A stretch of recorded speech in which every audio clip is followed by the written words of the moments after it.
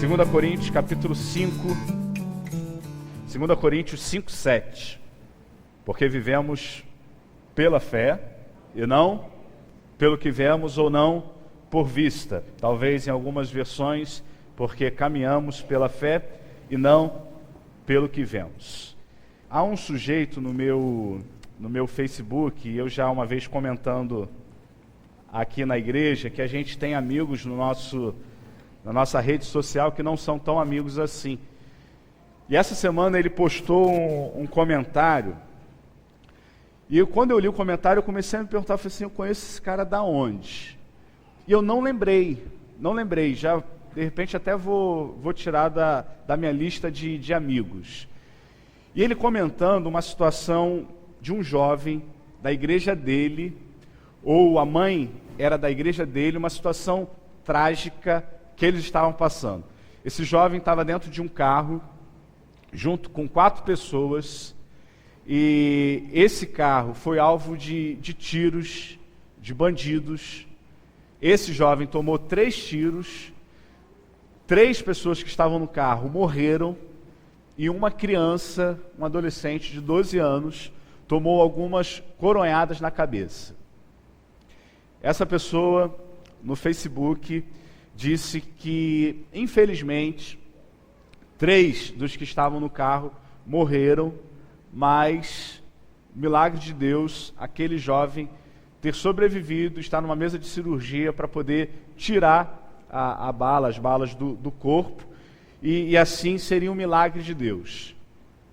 Eu fiquei lendo aquilo, e embaixo do comentário desse jovem, haviam outros comentários, do tipo, Deus é fiel, porque preservou a vida de um, diante daqueles 4 ali, 3 morreram e um levou uma coronhada.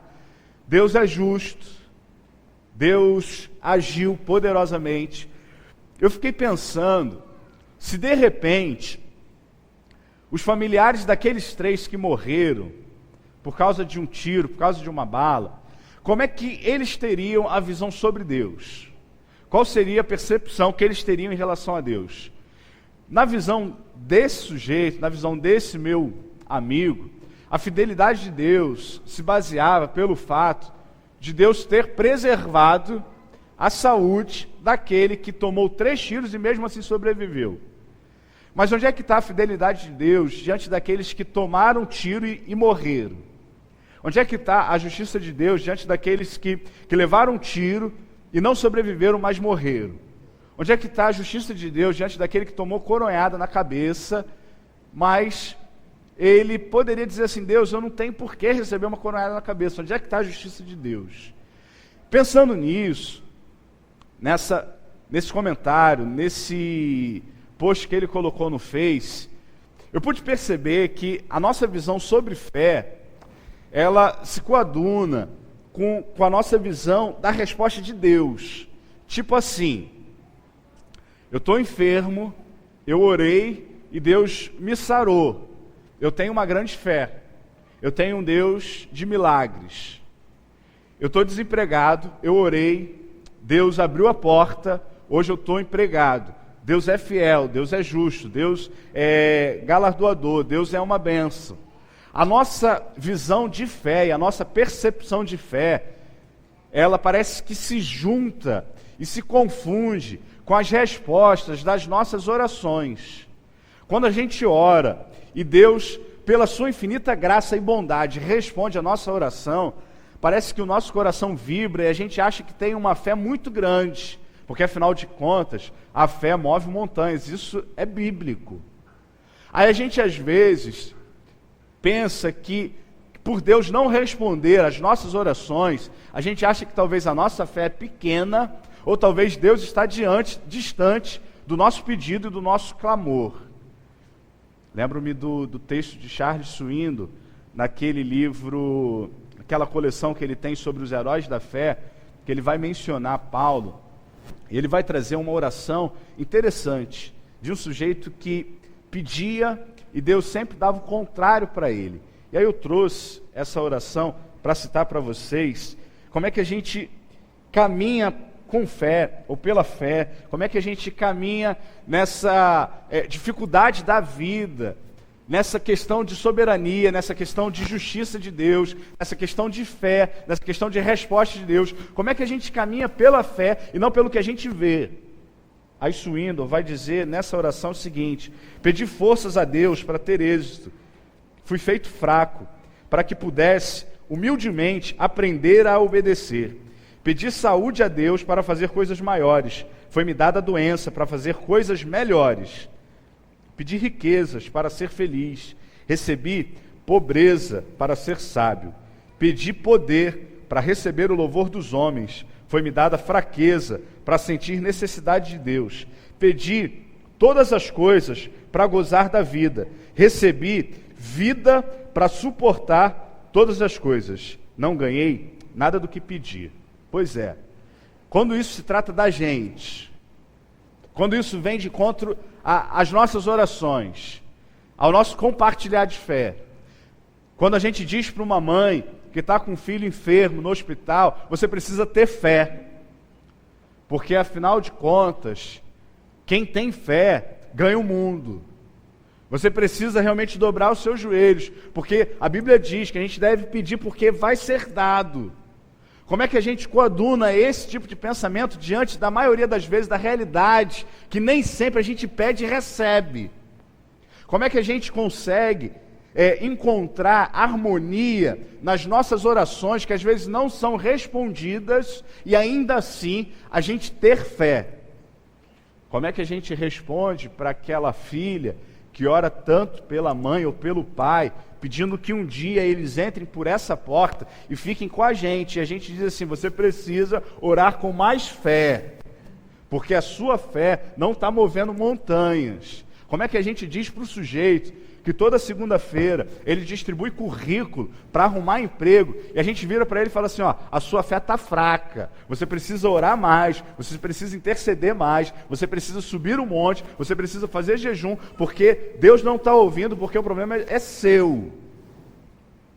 Aí Swindoll traz essa oração no seu livro Heróis da Fé, falando sobre Paulo. Eu pedi forças a Deus, mas Deus me fez fraco, para que pudesse humildemente aprender a obedecer.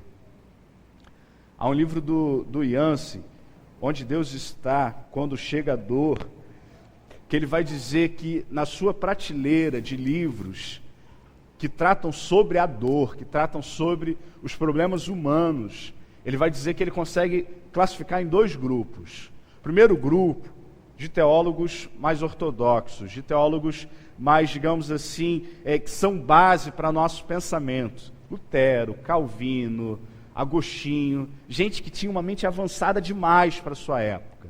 Aí ele diz que esses autores, diante da dor, diante dos nãos, diante das suas crises de fé, eles sempre compreenderam que Deus continuava agindo no mundo. Eles sempre perceberam, esses autores, sempre compreenderam que, independentemente da nossa dor, do nosso choro, da nossa problemática da fé, Deus estava sempre agindo. Então, para eles, não havia dificuldade nenhuma em tentar juntar a sua crise, a sua dor, o seu choro, com Deus soberano, com Deus que age, com Deus que faz.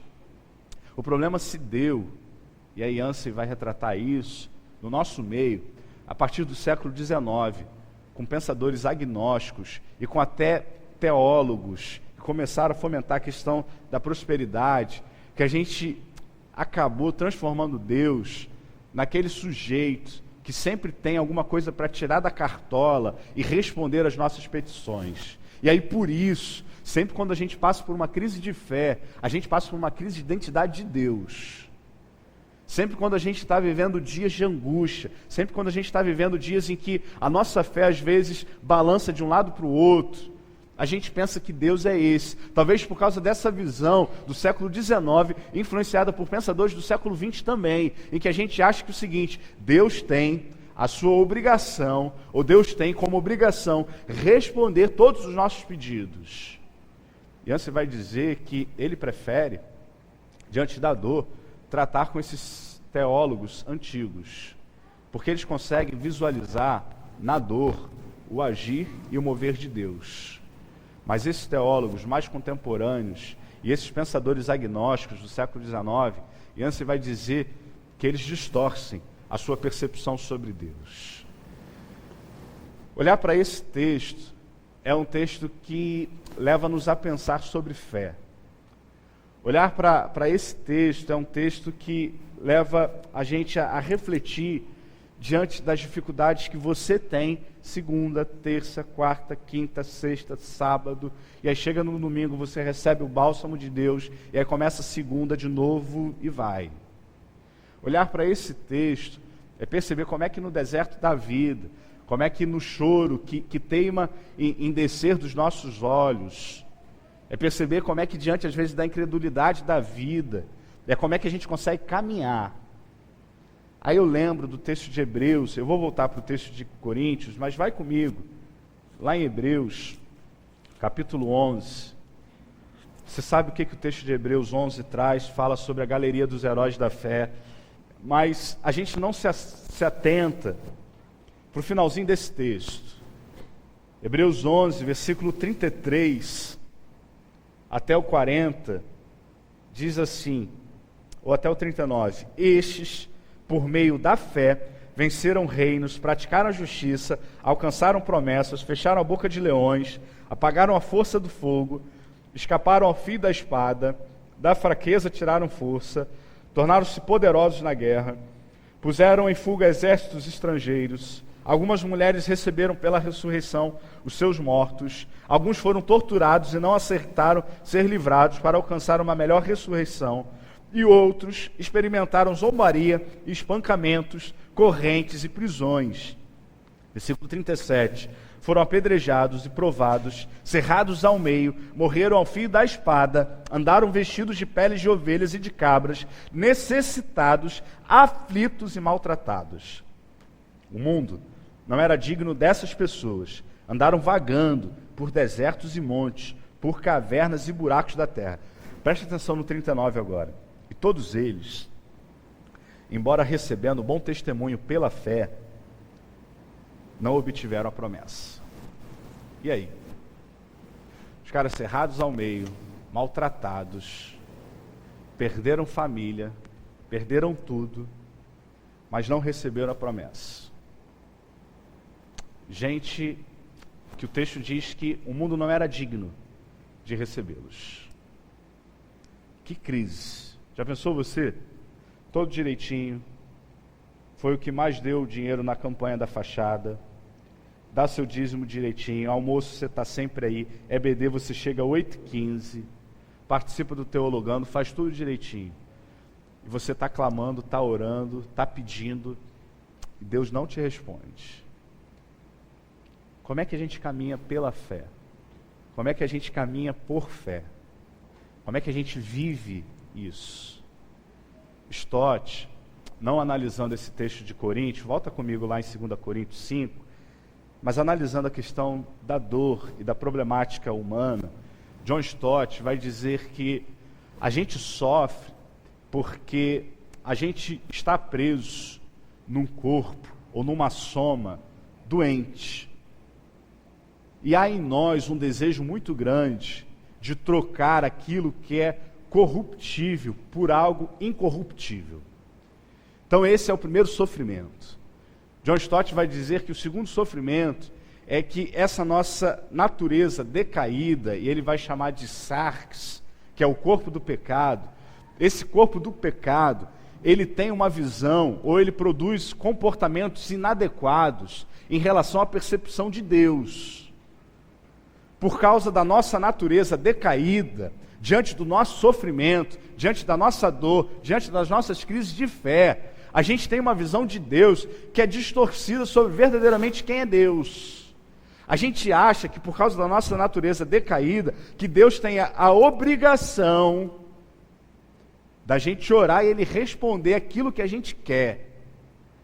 E aí por causa disso, Stott vai dizer que quando isso não acontece, por causa da gente, ou porque a gente está num corpo corruptível, ainda influenciado por uma natureza decaída, a gente distorce a ação de Deus na nossa vida e na nossa existência.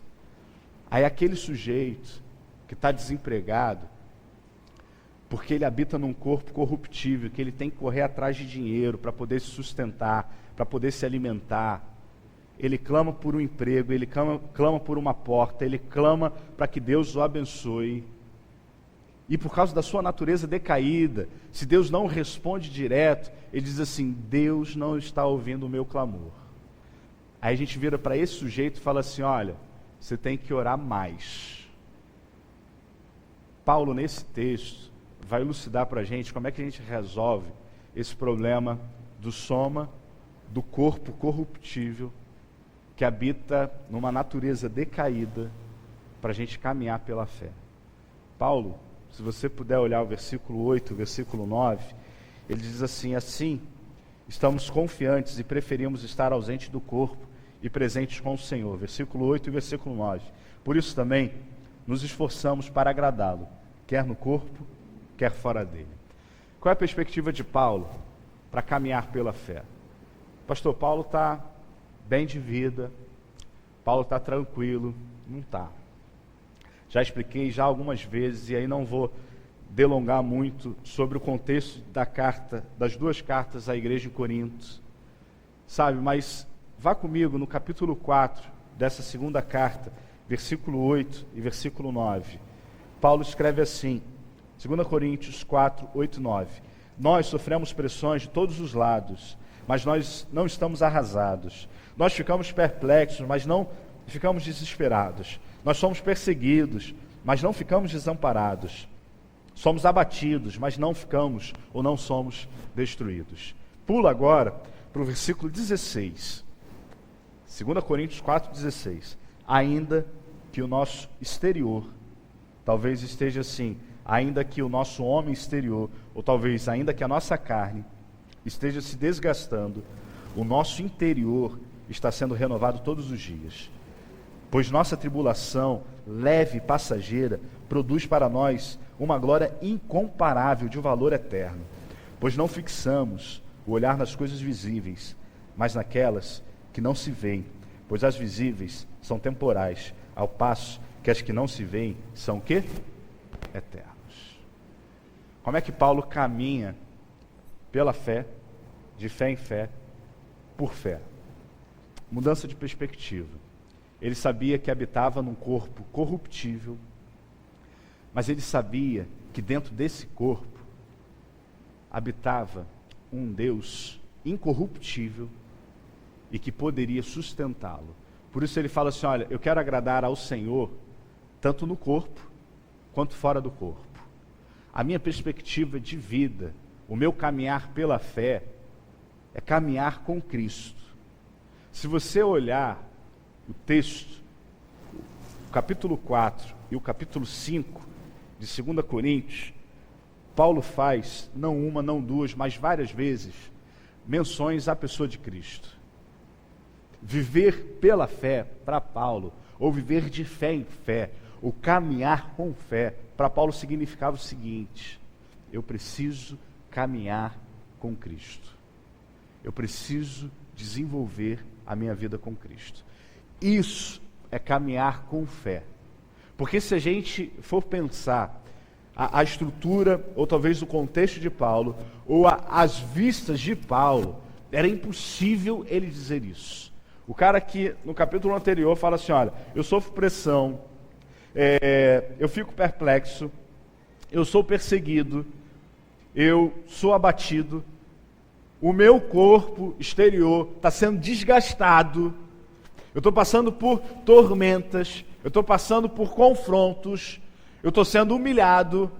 Esses irmãos aqui em Corinto não me respeitam como autoridade espiritual. Esses irmãos aqui me confrontam. Esses irmãos preferem respeitar talvez Pedro, preferem respeitar talvez Apolo, e eu fundei essa igreja. A crise de Paulo não era uma crise simples. Os dramas de Paulo não são dramas simples. Mas ele vira e fala assim: olha, eu caminho não pelo que eu vejo, eu caminho não pelo que eu estou vendo. Essa oposição, essa turma que está dizendo que as minhas cartas são duras, mas pessoalmente eu sou muito fraco. Essa turma que está dizendo que na pregação eu sou fraco demais. Eu não fico vendo isso. Eu vejo aquilo que é incorruptível, que está dentro de mim. Aquilo que que eu tenho como herança, que é Cristo. Eu vivo baseado numa comunhão com Cristo. Aí sim eu caminho pela fé. Até porque falar sobre Cristo nessa época não era algo tão fácil assim. Você vai lembrar de Paulo chegando lá no Areópago, em Atos 17, e lá no Areópago havia um altar, uma coluna, escrita ao Deus desconhecido. Só que quando Paulo começa a pregar sobre esse Deus desconhecido, os filósofos da época, os estoicos, eles vão dizer o seguinte: cara, a gente não quer ouvir o que você está dizendo. Eles dizem assim, essa questão de ressurreição, isso para a gente hoje, a gente não quer ouvir.